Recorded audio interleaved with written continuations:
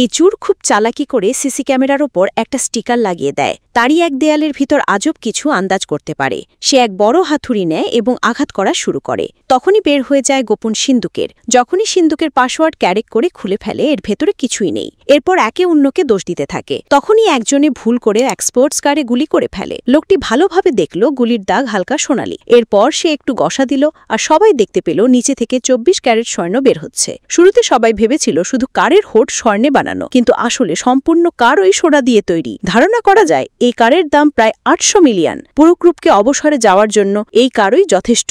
এই বিল্ডিং থেকে এই কার চুরির জন্য আস্তে আস্তে টেকনিক কাজে লাগাচ্ছিল। এদের এক সদস্য ছাদে গিয়ে ক্রেন চালু করে স্টিল কেবল নিচে ফেলে। যখনই কেবল কারের সাথে বেঁধে নিল, এরপরই সেই সদস্যকে মেশিন চালু করতে ইশারা দিল। কিছু সেকেন্ডের মধ্যে কার সফলভাবে তুলে নিল। এরপর এক বাটন চেপে ধীরে ধীরে বিল্ডিং এর নিচে পাঠাতে ছিল। কয়েক ফ্লোর নিচে গেল। সেখানে অন্য এক সদস্য রশি বাঁধার জন্য বাম্পার ধরল, কিন্তু তার শরীর স্লিম করে সে ঝুলে গেল কারের সাথে। নেক্সট পার্ট দেখতে কমেন্ট করেন।